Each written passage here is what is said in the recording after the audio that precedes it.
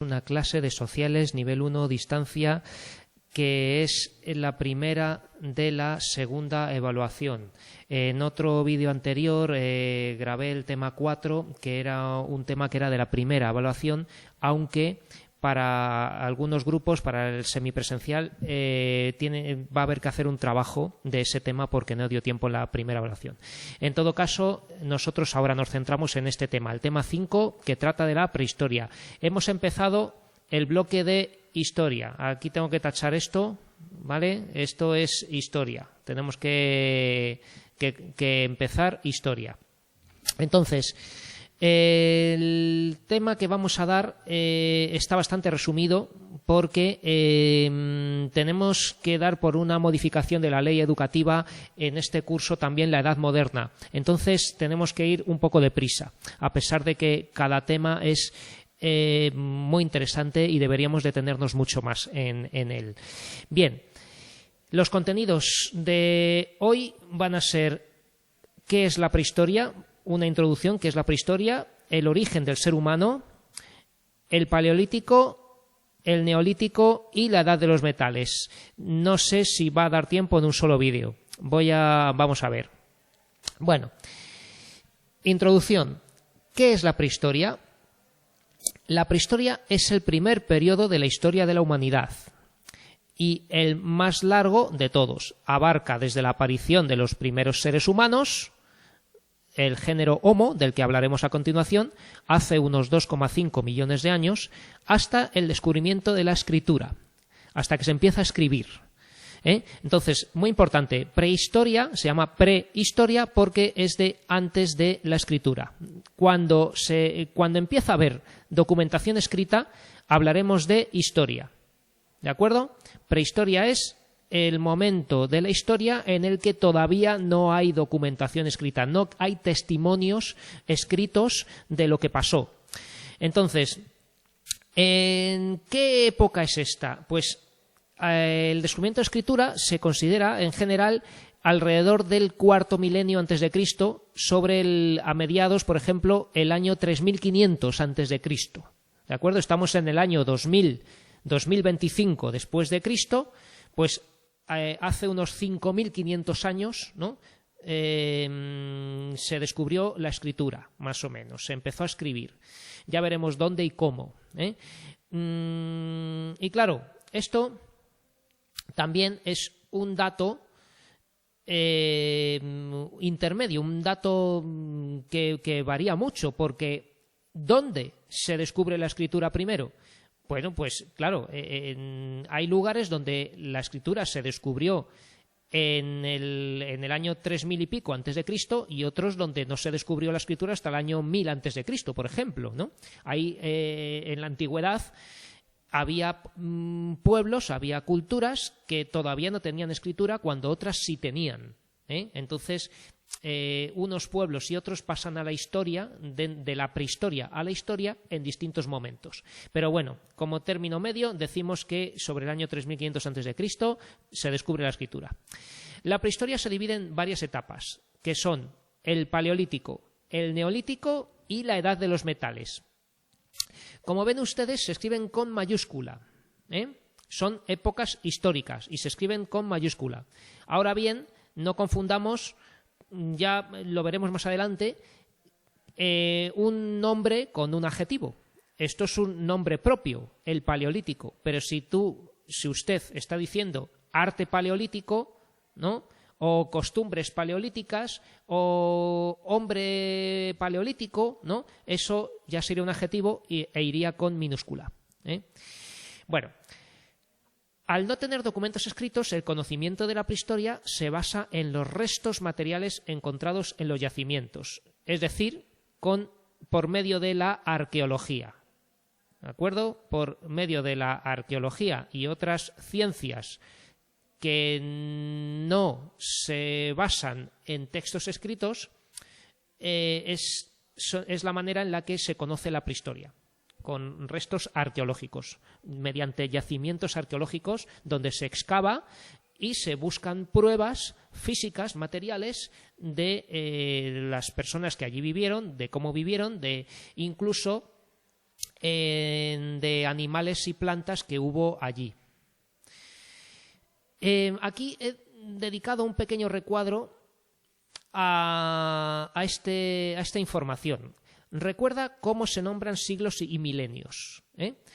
Se usan números romanos, esto hemos dicho aquí, el cuarto milenio antes de Cristo, y ponemos IV, ¿no?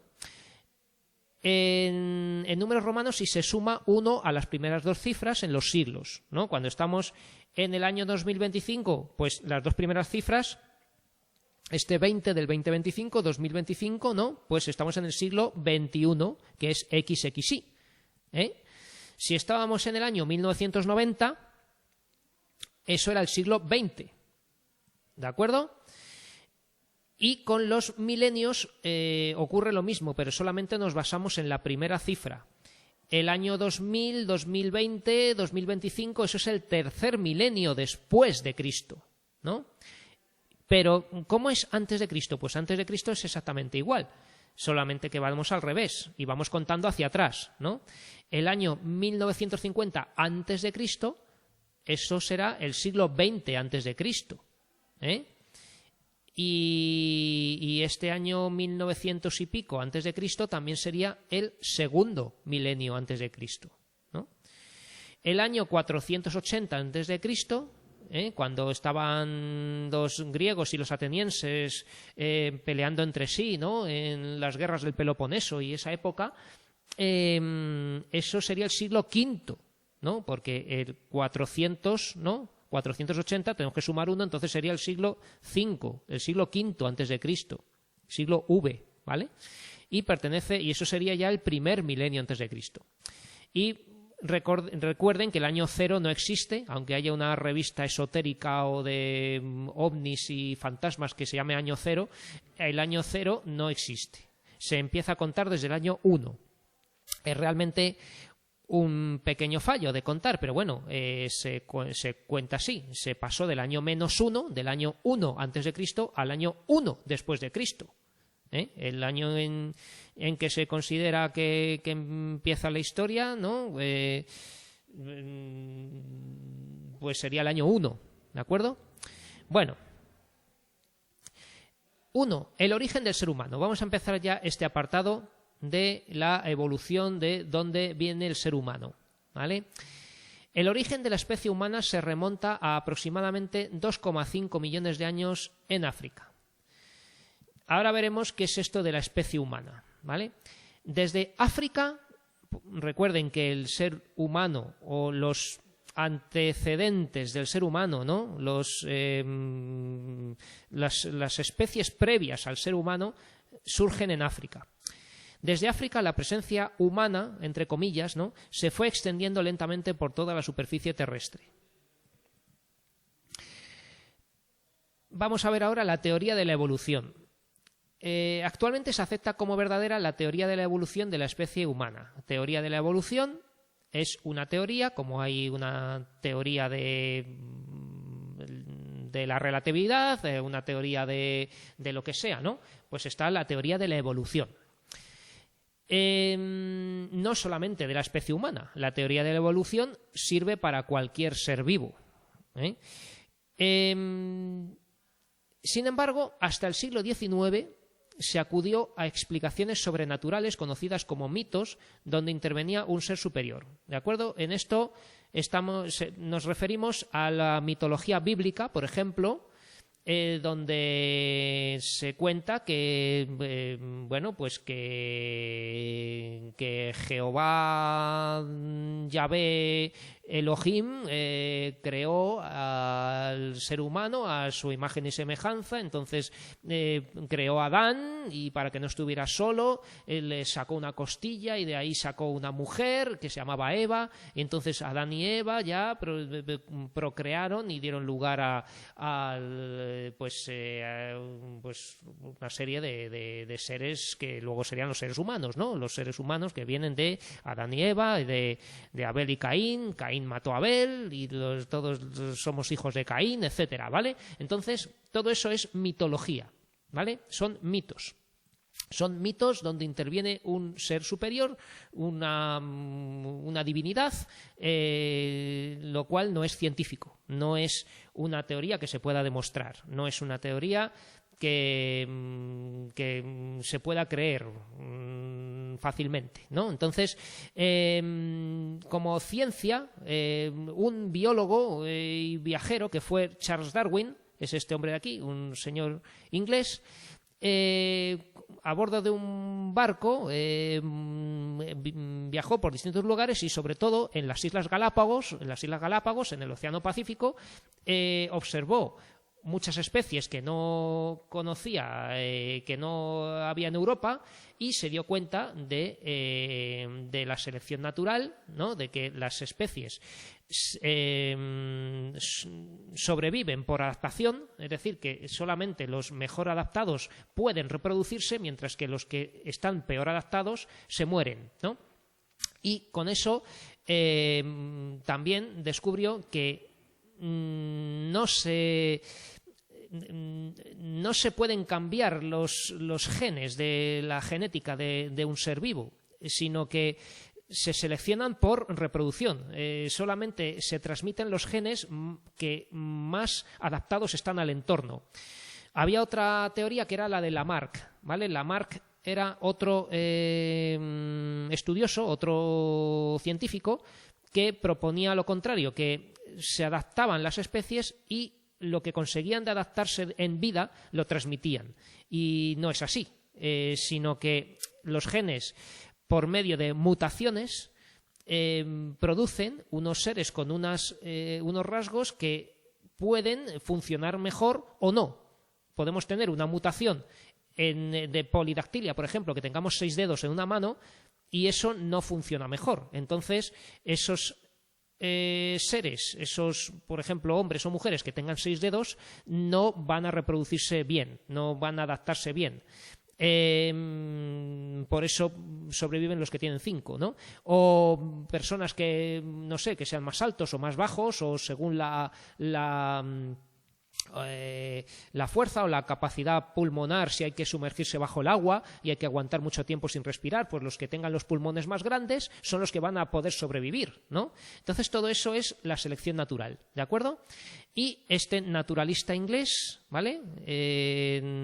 Un experto en ciencias naturales, ¿no? Un naturalista es un científico de la naturaleza, que era Charles Darwin, demostró que la teoría de la evolución funciona, es decir, que es demostrable científicamente, ¿de acuerdo?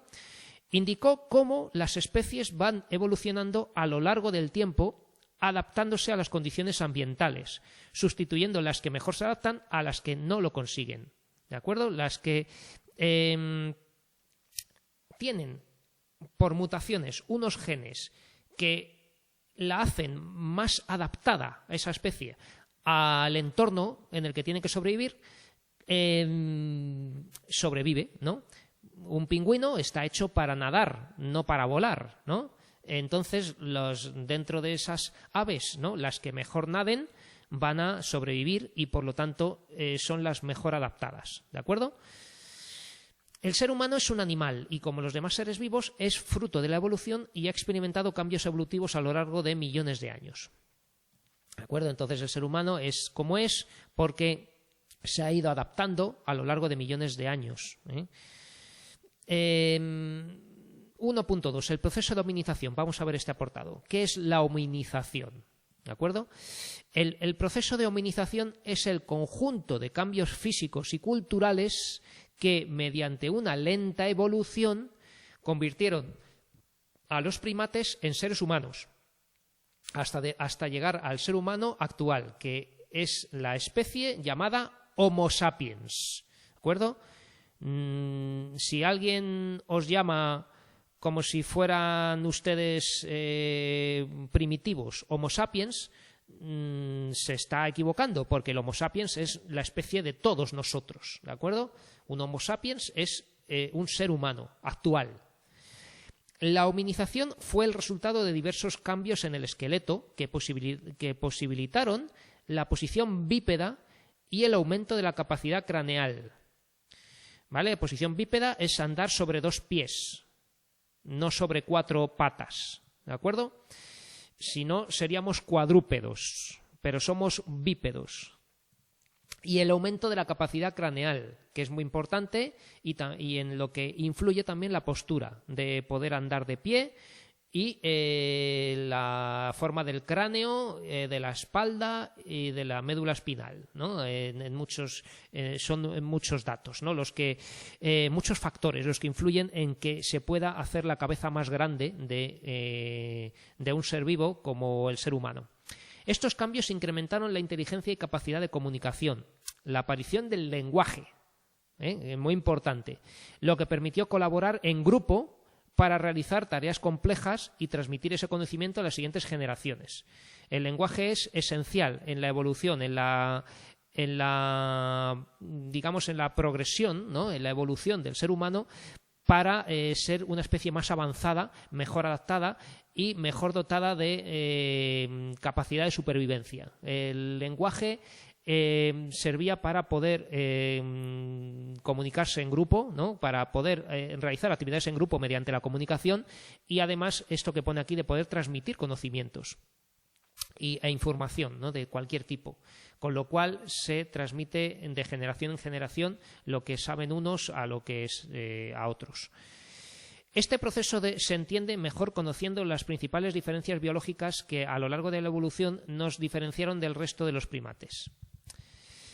El bipedismo, del que hemos hablado ya, es la posición erguida, ¿vale? Posición erguida para poder andar, caminar sobre 2 piernas, sobre las extremidades posteriores. El hombre anda a 2 patas, dejando libres manos y brazos. Los humanos alcanzan la posición erguida porque la pelvis humana es más corta y ancha que la de los primates. Entonces, aquí vemos... ¿Dónde tengo el boli? Aquí. La pelvis es esto, ¿verdad? Vemos aquí cómo es de larga en un primate y cómo se ha recortado, cómo se ha recogido en un ser humano, ¿verdad? Es mucho más corta, mucho más pequeña. Claro, pero esto al primate le viene bien porque es, digamos, una base, un centro de gravedad, un punto en el cual articular todo el cuerpo y poder apoyar los brazos en el suelo y además le otorga fuerza y estabilidad, ¿no? Mientras que en el ser humano, al ser las extremidades posteriores más largas, mantener el centro de gravedad, ¿no? sobre el mismo punto, ¿verdad? Esto sería el centro de gravedad, ¿verdad? Y mantenemos un eje vertical para que todo el peso caiga sobre los largos huesos de las piernas. Entonces, la cadera no tiene que ser tan grande. No hace falta, aquí se apoya mucha fuerza y tiene que ser mucho más grande este hueso. Entonces, por eso en el ser humano no hace falta tanto, ¿verdad? Bien. Entonces, esto produce la posición erguida. Esto también hace cambiar el cráneo, ¿no? Hay un orificio por donde pasa la médula espinal al encéfalo, al cerebelo, ¿verdad? Y al bulbo raquídeo, ¿no? Que está mucho más atrasada en los primates que en el ser humano, que está muy abajo. ¿Vale? Y esto hace cambiar mucho la forma del cráneo. O sea que la posición erguida va a cambiar radicalmente toda la estructura ósea del ser humano.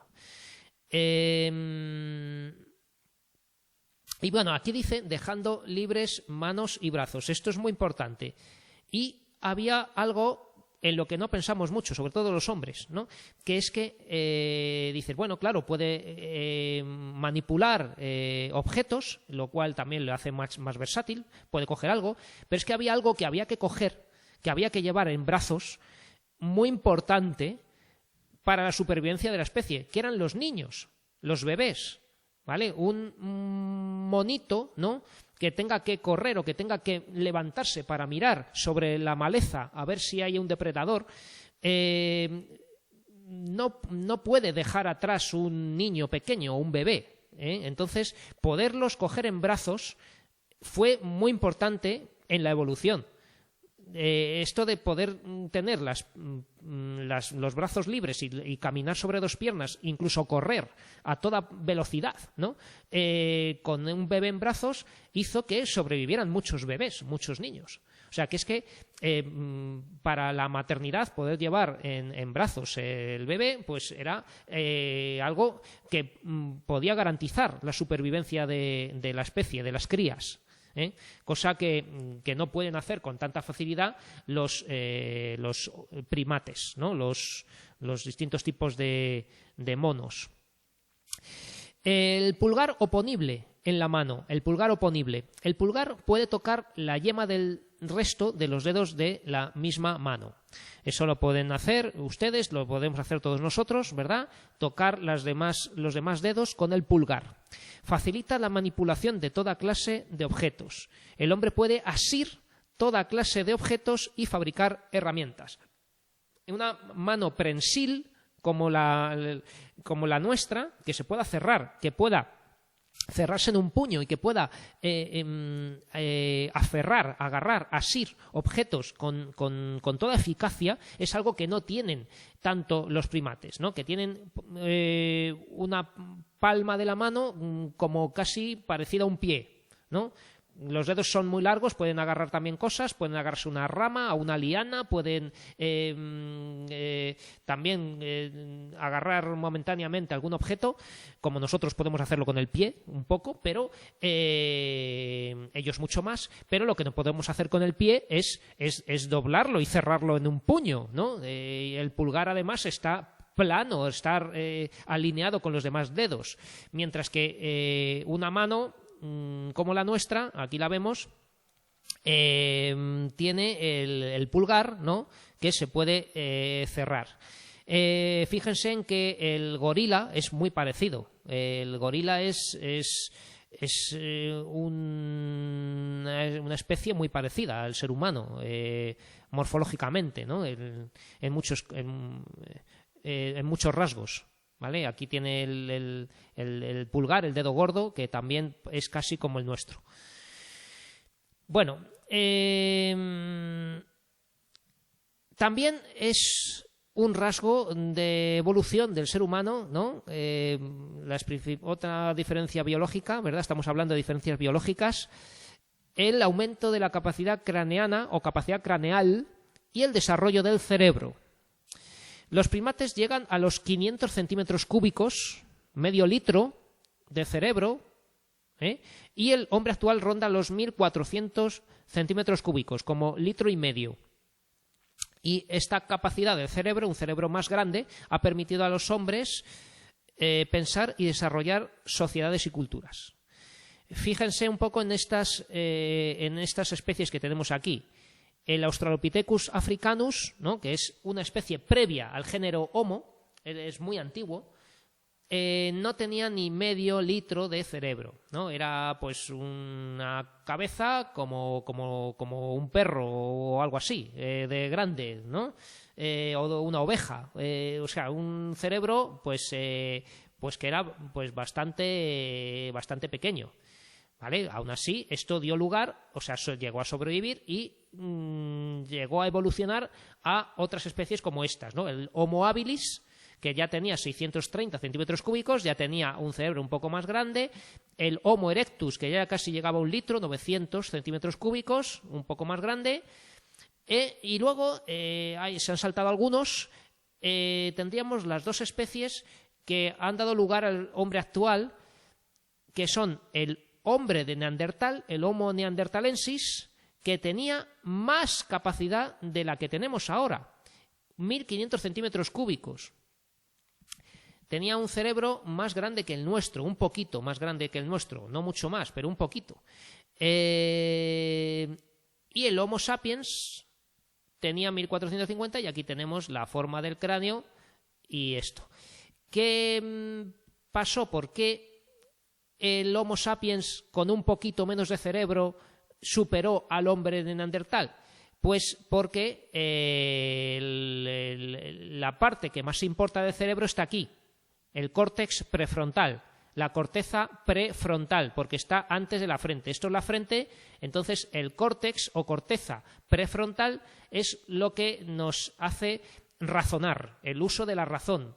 Aprender, usar la memoria, es la parte más importante del cerebro, la que racionaliza las cosas, ¿no? la que nos hace deducir una solución, la que nos hace aprender algo y memorizarlo y muchas más cosas, ¿vale?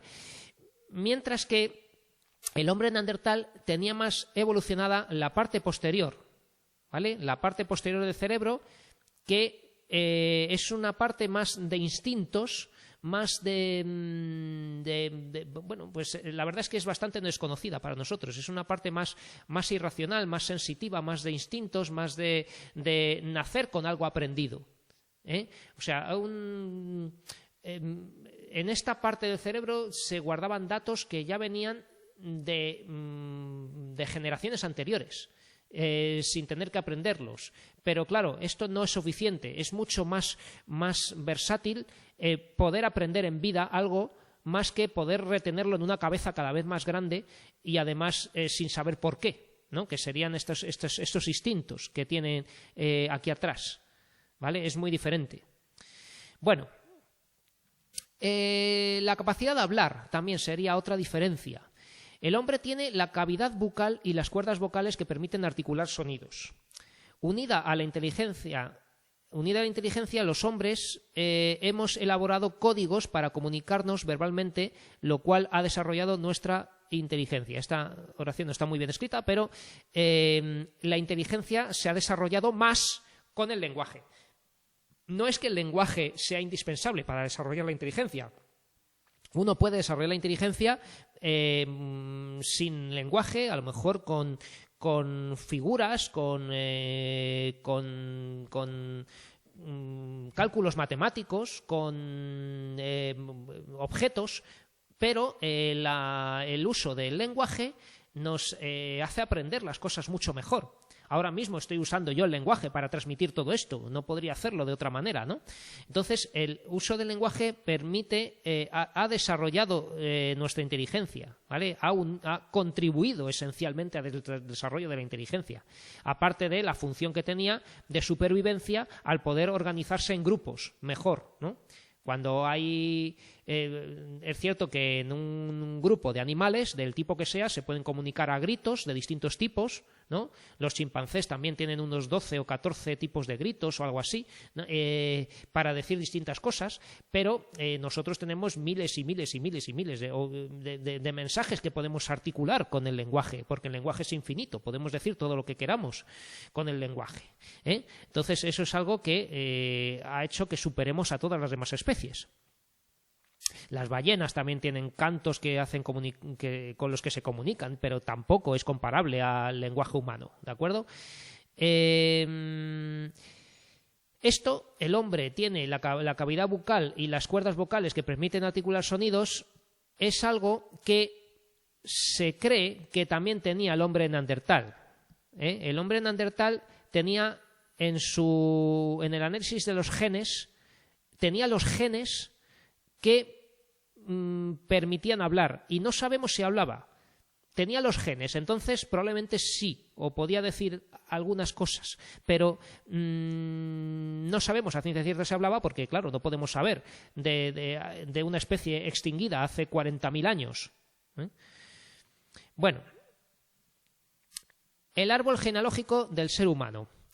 Los seres humanos procedemos dentro del orden de los primates a la familia de los homínidos, es decir, hay un orden, un grupo más grande que son los primates, que serían todos los tipos de monos, por así decir, y dentro hay una familia que serían los homínidos, ¿vale? Esta familia, que serían los homínidos, en la cual están los orangutanes, los gorilas y los chimpancés, ¿de acuerdo?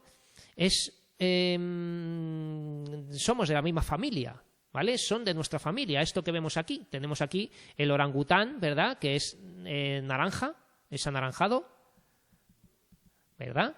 El gorila,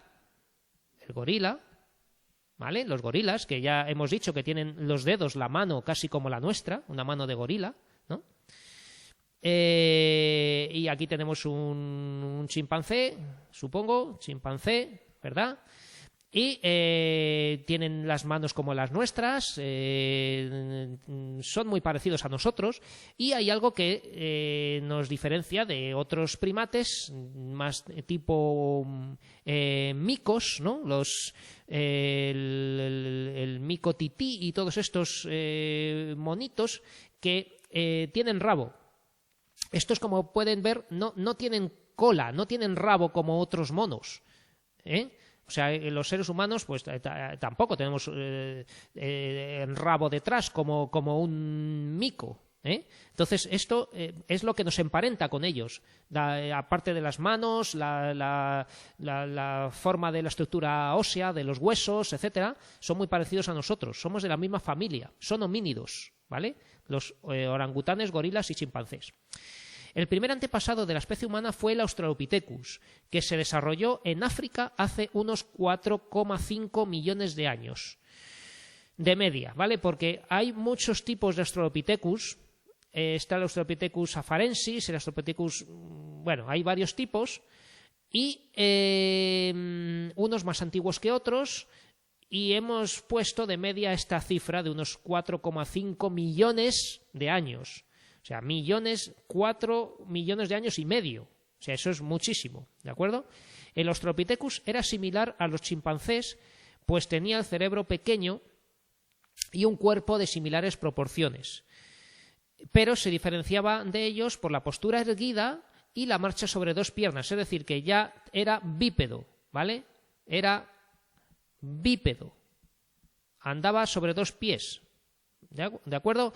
Utilizaban palos y piedras, pero no fabricaban instrumentos. Podían coger objetos, podían coger una piedra o lo que sea, pero no sabían fabricar herramientas.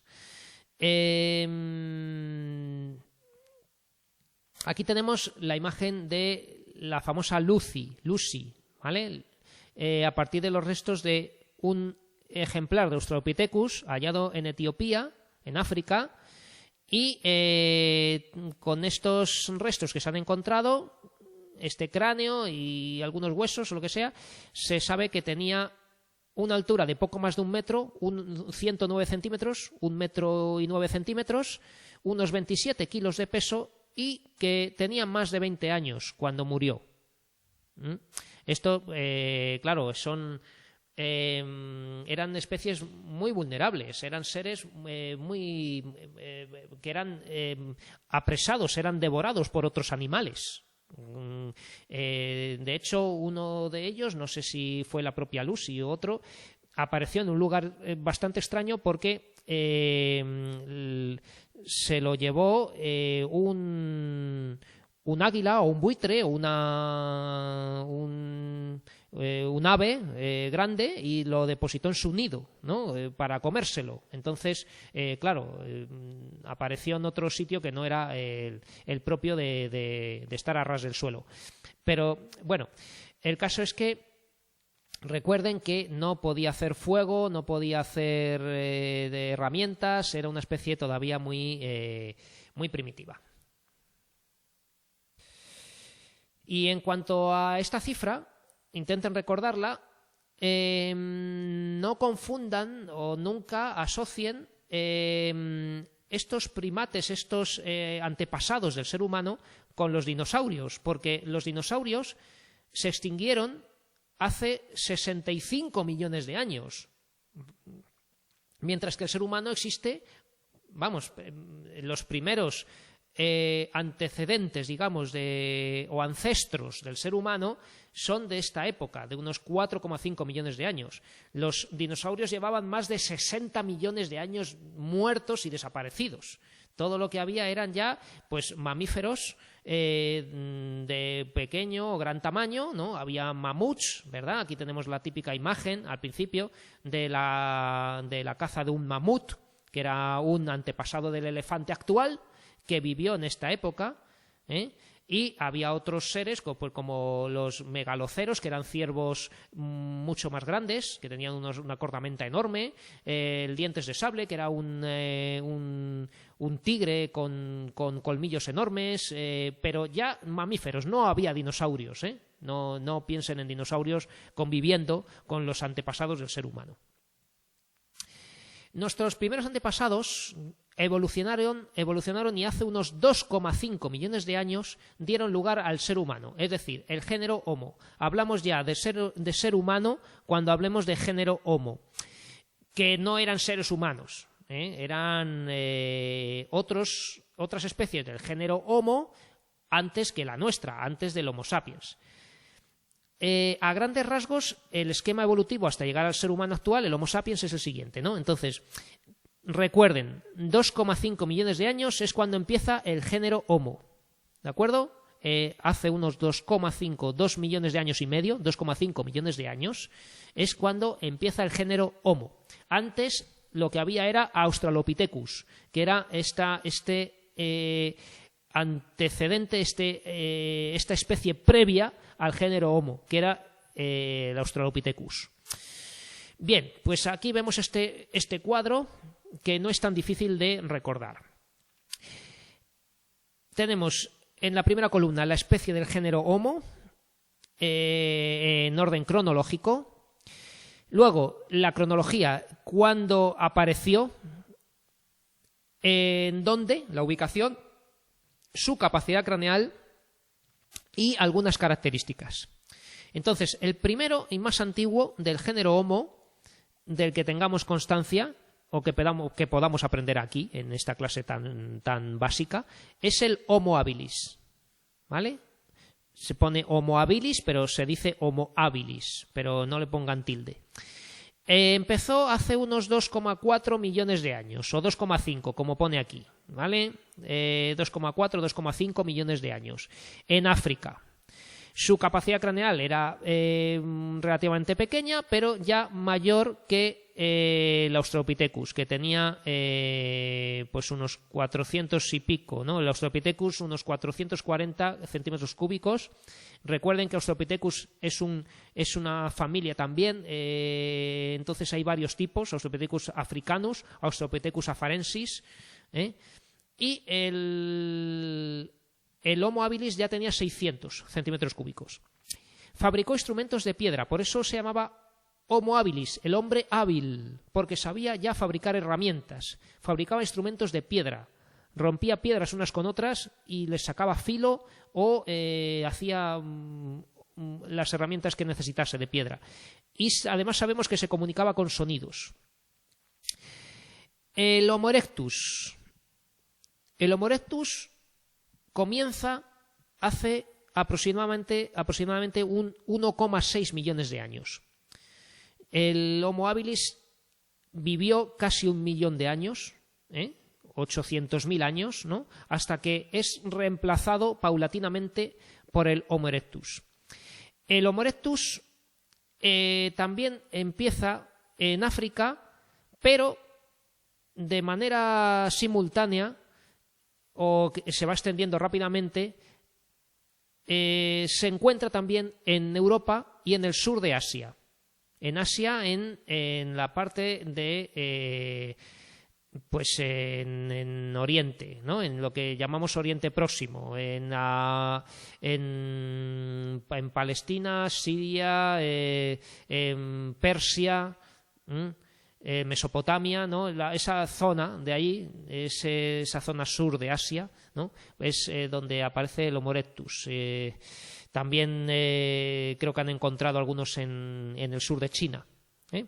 Entonces, aprendámonos así sur de Asia y no nos compliquemos, pero es muy importante que el Homo erectus ya no está solo en África. Está en África, en Europa y en Asia. Ya tenía una capacidad craneal de 1000 centímetros cúbicos, de 1 litro. 1 litro de cerebro. Aprendió a conservar el fuego. Es decir, que no sabemos si el Homo habilis sabía hacer fuego, pero no lo conservaba. El Homo erectus sabía hacer fogatas, hogueras, ya sabía calentarse con fuego cocinar los alimentos en el fuego, quizá, ¿de acuerdo? Y fabricó instrumentos más complejos, los bifaces. Un bifaz significa bifaz, de dos caras, ¿no? Una piedra de sílex, ¿vale? Con tilde, sílex, afilada por ambos lados, que servía para cortar, raspar, perforar, etc. Y también lanzas de madera, a las que les podía aportar una punta de sílex, ¿no? Con ello podía cazar mamuts y estas cosas, ¿de acuerdo? El Homo erectus. Se llamaba Homo erectus porque tenía una posición más erguida que el Homo habilis, ¿de acuerdo? Ahora veremos lo que es un bifaz, porque vamos a ver muchos, ¿vale? Los bifaces. Y sobre todo recuerden que era la especie que ya sabía hacer fuego, ¿eh? El Homo erectus sabía hacer fuego, el Homo habilis no. Luego vendría el Homo heidelbergensis. A ver si pueden aprenderse el nombre, ¿vale? Esto es el nombre de Heidelberg, ¿vale? El lugar donde se encontró. Heidelberg da lugar a esta palabra, heidelbergensis. Apareció hace unos 600.000 años en Europa y en Asia. El cerebro ya era de 1.350 centímetros cúbicos y era el antepasado común del hombre neandertal y el Homo sapiens.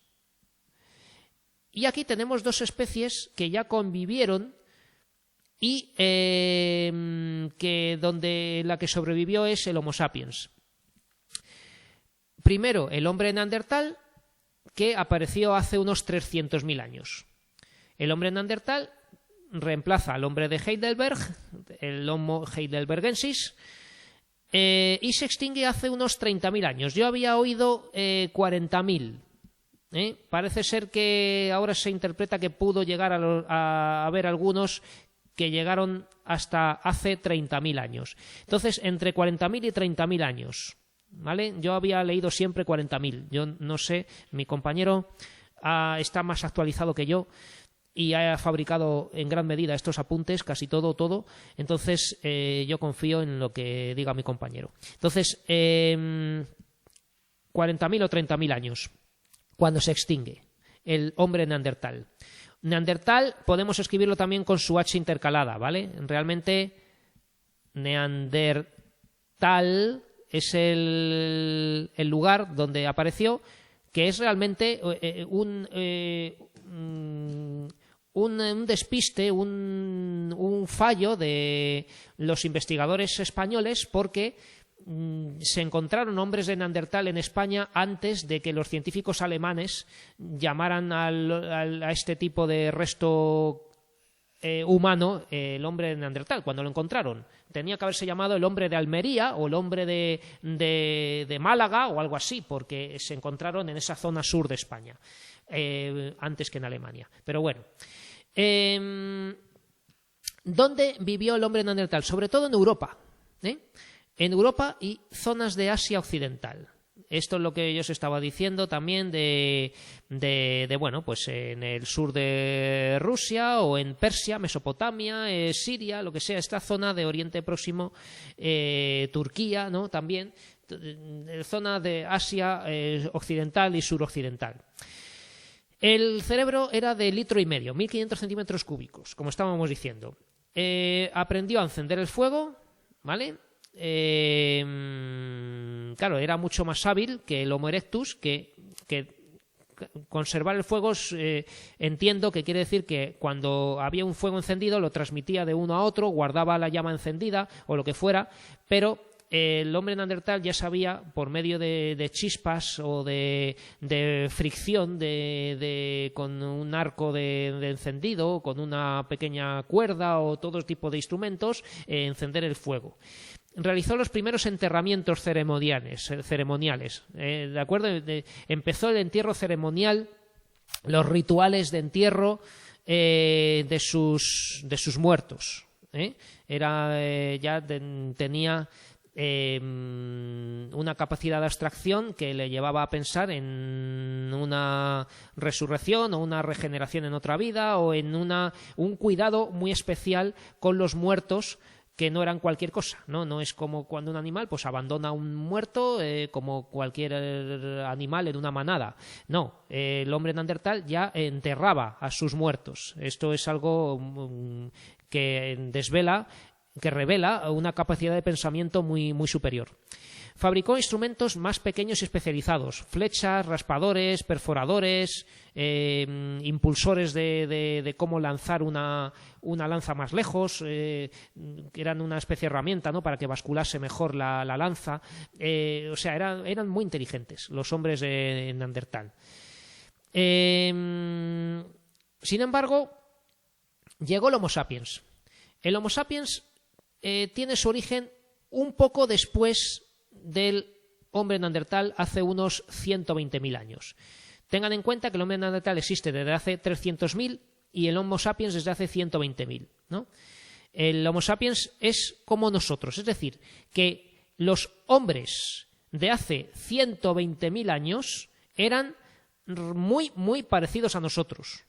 No piensen en gente con la cara llena de pelos, con unas narices o unas orejas o unas bocas grotescas. No, los hombres y mujeres de hace 100.000 años eran como nosotros.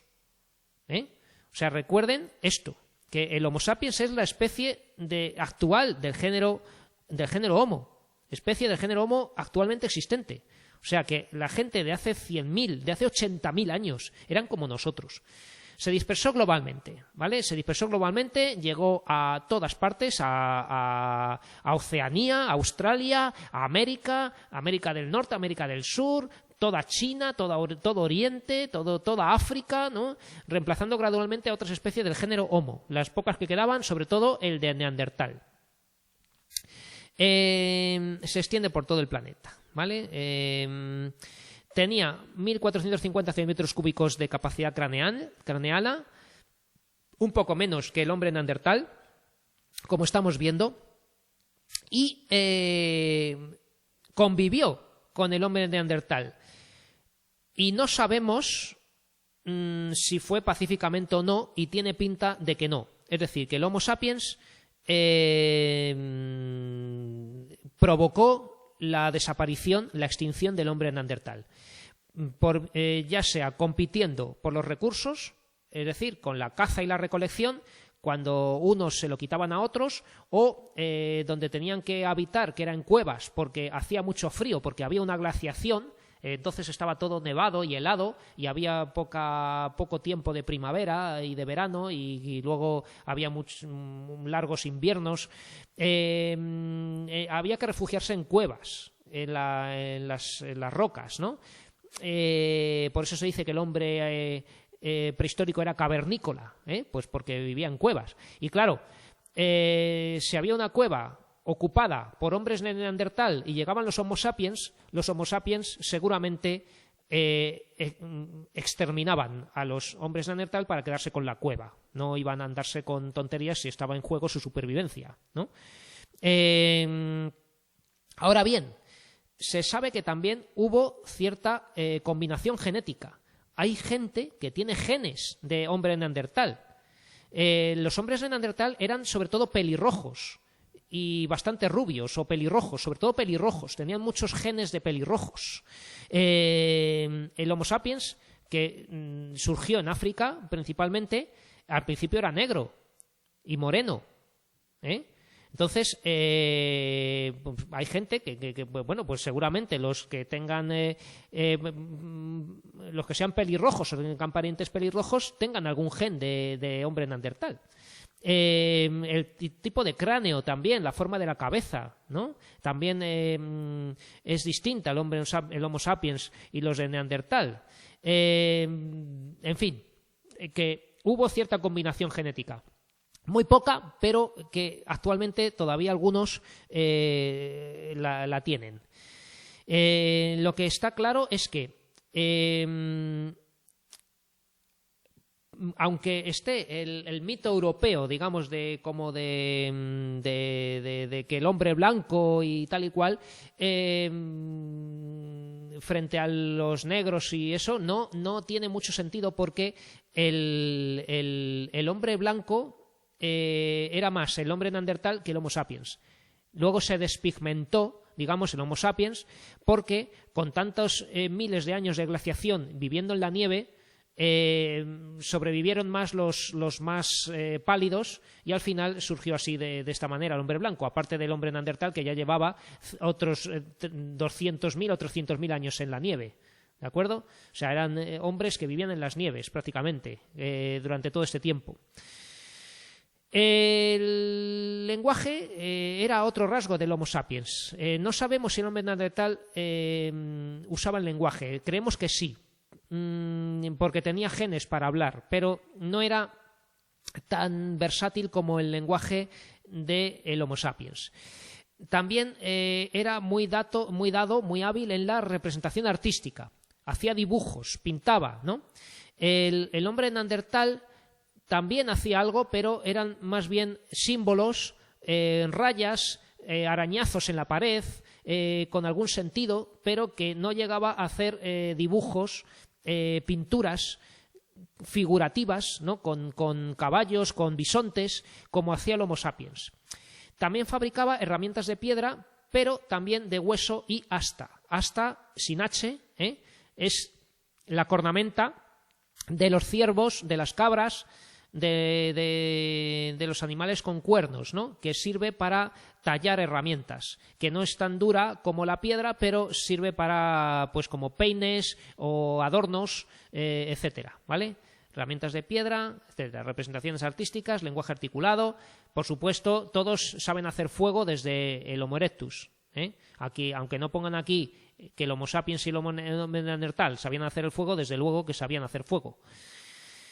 Y han existido otras especies del género Homo, como el Homo antecesor, el Homo antequesor o antecesor, el Homo ergaster, que eran intermedios entre el Homo heidelbergensis y las dos ramas que van a ser el hombre neandertal y el Homo sapiens. Aquí tenía yo, en estos ejercicios que hice hace años, un esquema donde vemos del Australopithecus, ¿vale? Varias especies de Australopithecus que vemos aquí van ramificándose y llegamos al Australopithecus afarensis, ¿de acuerdo? El Australopithecus afarensis, que es el de Etiopía, que es el de Lucy, ¿no? Estamos aquí ya entre 3 y 4 millones de años. Luego tendríamos el Australopithecus africanus, y vemos que aquí del Australopithecus hay dos ramas que van a surgir para acá y para acá. De unos van a surgir los seres humanos, el género Homo, y aquí va a haber una especie de primates, Robustus y Boisei, ¿vale? Pero de aquí, del género Homo, ya llegamos al hombre del Homo habilis, Aquí tenemos al Homo habilis, ¿de acuerdo? Vamos a subrayar aquí las más importantes: el Australopithecus afarensis, luego tenemos el Homo habilis, vemos que hay otros Homo que se extinguen por aquí, el Homo rudolfensis, y luego del Homo habilis pasamos al Homo ergaster, que es un paso intermedio. Del Homo ergaster tenemos el Homo erectus, pero la rama que va a evolucionar más va a ser la del Homo antecesor, que es este que se descubrió en España, en la Gran Dolina, en la cima de los huesos, en Atapuerca, el famoso hombre de Atapuerca, que es el antecesor, por eso se llama antecesor, del heidelbergensis, que es del que estamos hablando aquí en nuestros apuntes, ¿vale? El hombre de Heidelberg, el Homo heidelbergensis, es el que se ha considerado, digamos, el eslabón, el tronco común del Homo sapiens y del Homo neanderthalensis, del hombre neandertal, ¿de acuerdo? Entonces, aquí vemos cómo el Homo antecesor, que realmente es lo mismo casi que el Homo heidelbergensis, es la rama común de la cual se dividen dos ramas, que es el Homo sapiens y el hombre neandertal, ¿de acuerdo? Entonces, esto es importante que lo sepan. Vale, entonces hay otras especies, ¿no?, que hemos dicho, y que la evolución de los seres humanos es más bien un arbusto que una línea recta. Ya hemos visto aquí todo este lío, ¿no? A medida que las distintas especies de Homo se diversifican, algunas se extinguieron mientras que otras continuaron. Bueno, pues hasta aquí la clase de hoy. El próximo día seguimos con el Paleolítico.